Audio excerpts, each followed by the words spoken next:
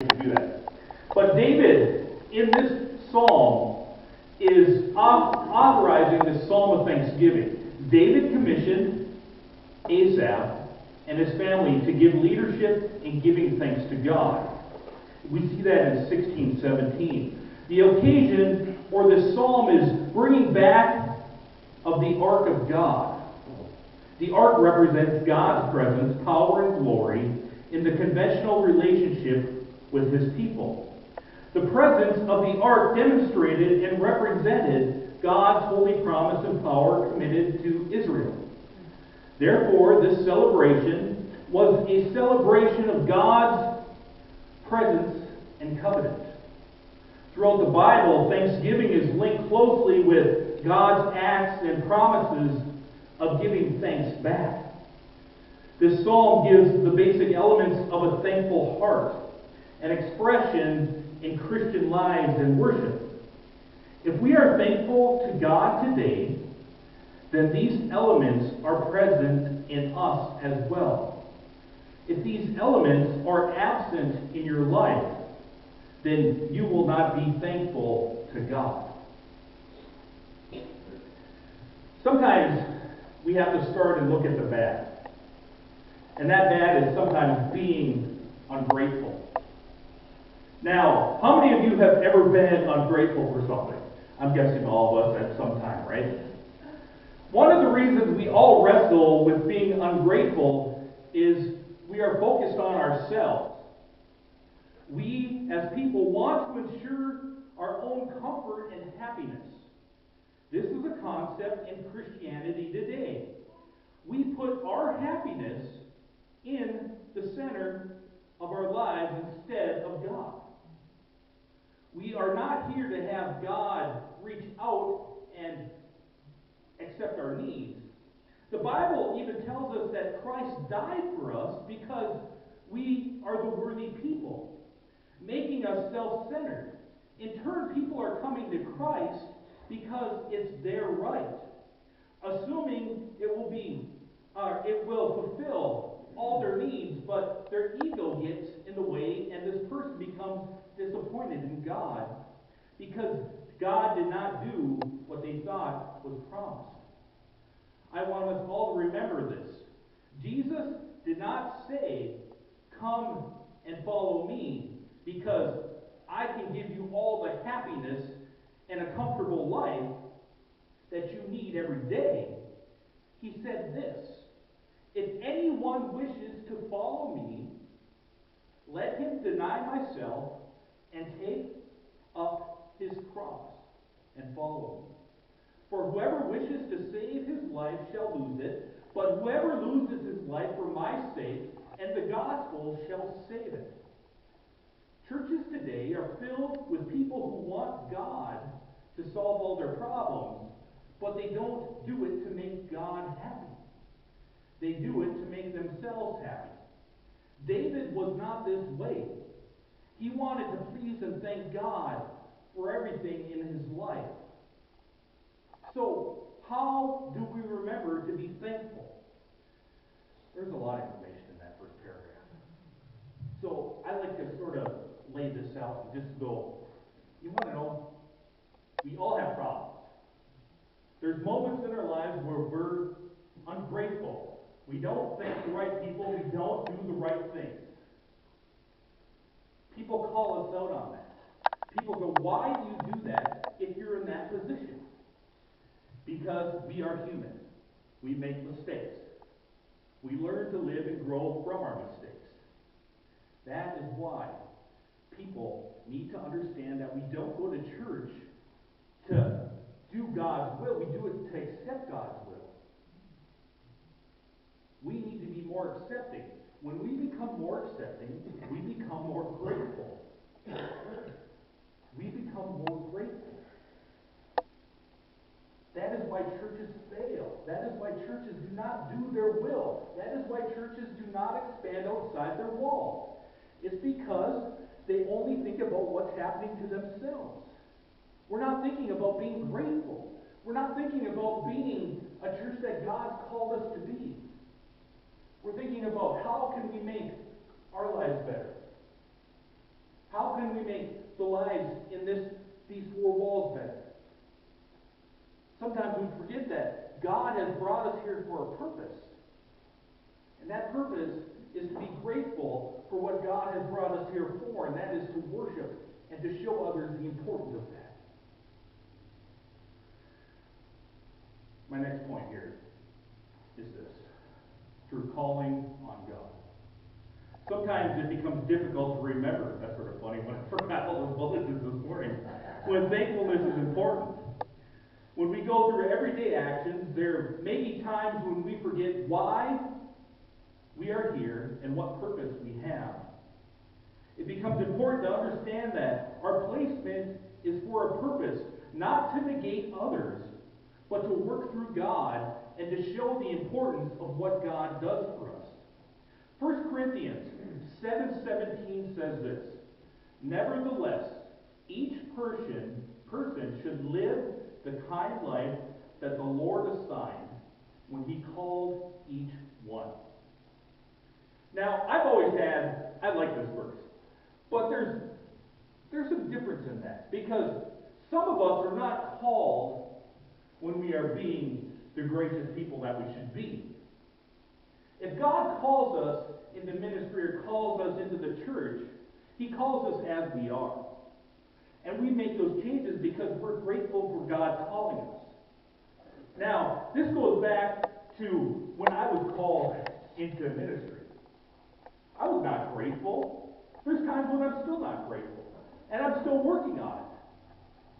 But that's okay, because that's why we're here. We're here to continually work on ourselves and become better at what we're doing.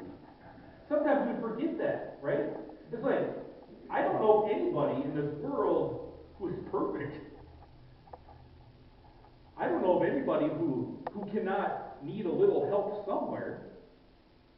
There's people who think they're perfect, and they tell others that. But from where I was 5 years ago to where I am now, the changes are immaculate. And I still have a long ways to go. And that's why God has called to assign us a life that He's called into each one of us. How many of you ever have a bad day during the week? Do you let that whole day wreck your whole week? How many of you were smiling on Wednesday when you woke up? I'm not going to ask that question. I don't want to get into that.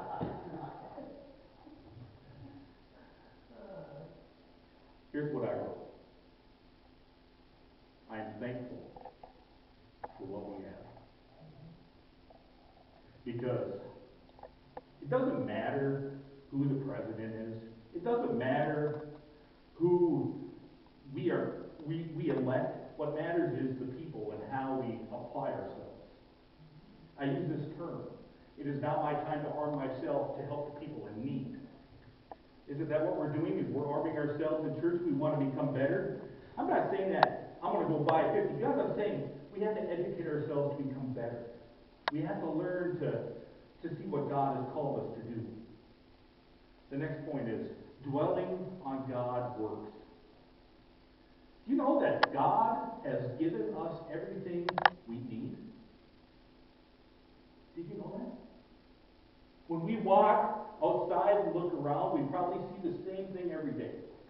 Our sight becomes monotonous, seeing it over and over. How many of you walk out and see that same tree that's been there for 50 years since you moved into the place? You know, how many of you see the grass that continues to grow even when it shouldn't? How many of you see the leaves fall off the tree and go, oh, that's just more work? Why do we become accustomed to nature and what God has given us? Do we take everything for granted? These are all questions that make us more aware of the purpose for all things that have been placed in the world for us. You understand?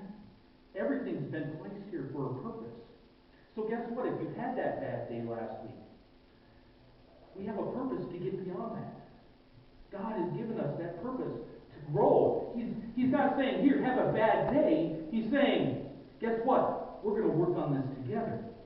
We're trying to make our relationship stronger. In 2 Peter 1:3 tells us, by his divine power, the Lord has given us everything we need for life and godliness through the knowledge of the one who called us by his own honor and glory. Maybe we need to be thankful for the little things that we miss and dwell on all of God's good works. It's the little things. Let me explain something. Now, if most of you don't know, I work out and lift heavy weights 4 days a week. I would call myself a power lifter, okay? I lift a lot of weight. A lot of you probably didn't know that. But I'm trying to continually get stronger and stronger. When you go to the gym, you don't go to the gym to work on your strengths. You go to the gym to work on your weaknesses. You go and work on all the little muscles that are not working properly to make you stronger. I could go in and lift 500 and some odd pounds off the floor. But I'd really like to go in and lift 700 pounds off the floor.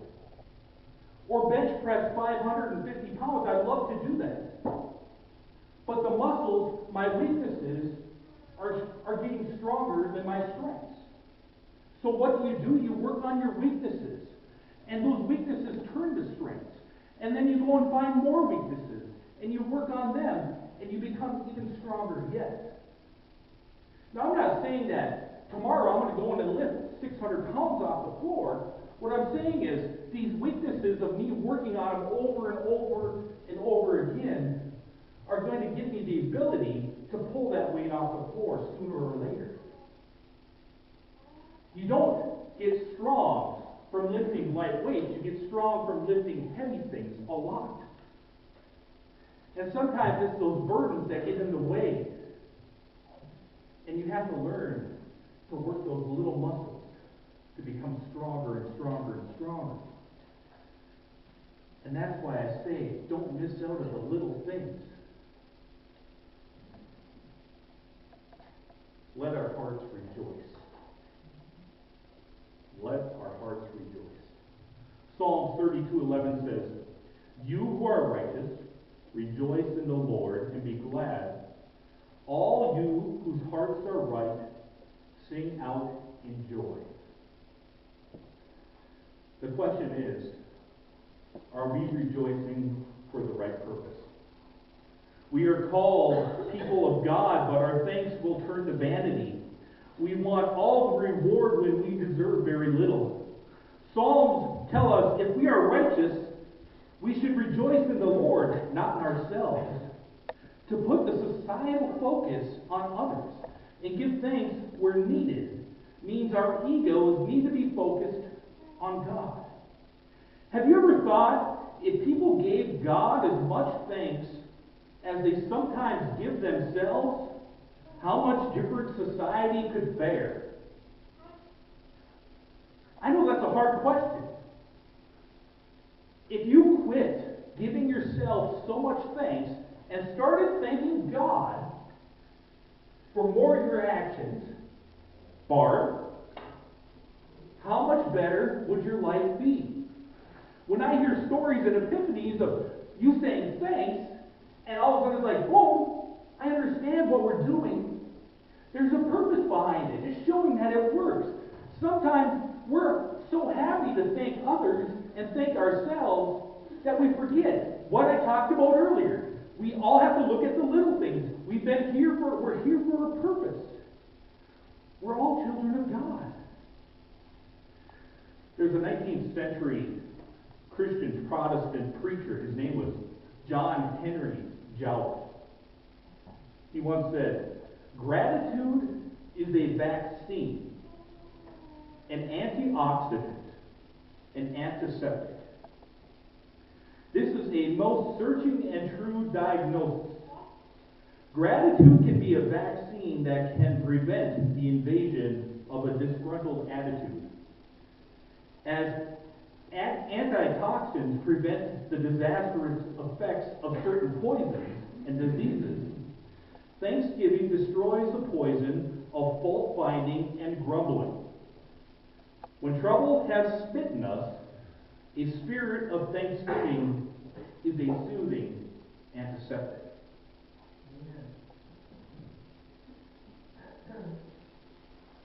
What is an antiseptic? What is it? You know? What's mine? I don't know. I don't. Jesus? But as I said, I'm human. I make mistakes. Sometimes my vanity gets in the way. So, and I'm not making this sermon about me. What I'm doing is saying, I'm giving you illustrations going, like when I go in and I hit a new PR when I'm lifting weights, I'm not going, thank God. I'm going, oh, let's post this on Facebook. That's what I'm doing. And I do it because I don't know why. But you want to know what I do before I pick up that weight every time? I pray. Have you ever had 500 pounds fall on top of you? Or 400 pounds? Last week I had 400 pounds fall. 405. But I had to rack us up. I didn't get it up, but the week before I squatted 515. My body sort of shut down. But I didn't pray before that night. When I stepped out and I started dropping, my mind just went like, I'm not going to make it. It's amazing. People look at me like, what are you doing? I said, have you ever lifted this much above your head? You better hope God is there protecting you. Trust me, when you have a truck sitting on your chest, you want God there protecting you also, right? Okay, enough of that. We are children. Ephesians 6 tells us this. As for children, obey your parents in the Lord because it is right. The commandment, honor your father and mother, is the first one with a promise attached, so that things will go well for you and you will live for a long time in the land. As for parents, don't provoke your children to anger, but raise them with discipline and instruction about the Lord. What this made me do is, will things go well? Is there a correlation between thankfulness and a life of living well? We are offered a life of living well. We are taught to show others the importance of giving thanks to God. But as I've said, we are born imperfect, and we need to remember that. How many of us think we've never made mistakes? And what do we learn from those mistakes? That we should be thankful that we are continually learning because we are children of God. I like hearing this statement. You should never get straight A's because you don't know everything. You're not that good, right? And for some kids, that's a problem. For some kids, that's very difficult. For some people, that's difficult because they need to continually learn. There's no way that you can write something perfect. You always need to work on it. You always need to make it better. You always want to become better. If you get straight A's, I think you expect that. If you get B's and you want A's, you have to work harder. If you get 98% and you want 100, you have to continually work harder. But nobody should ever receive 100%. And I think that's where society has sort of made this change of just saying, if we give everybody 100%, everybody wants nothing in return. So in conclusion, I think we need to be thankful. We need to focus, or we need our focus reverted from self to God. There is a purpose we should all learn from the gospel. We need to all remember to be thankful and focus on God and the purpose presented. God graciously meets our needs, and too much self-focus delivers emptiness. And that's the truth, hands down. Too much self-focus leads us into emptiness. When you focus on yourself, you lose friends. You're not thanking people when they deserve to be thanked. You're not thanking God. It's all about you. Sometimes that's difficult to stretch out and say, you know, Pastor Greg, I really want to be more open. I really want to be a part of the church. I really want to be gracious. But sometimes my ego gets in the way. And I have the perfect answer for that. I have the perfect answer for that. You're human. You're human. We all need to work. We all need to be grateful that we're here. We all need to be grateful that we can be better Christians every day. We can't be perfect, but we get to work toward that. And that's what the gospel tells us. We get to continually work to be some of God's children. And to that I say,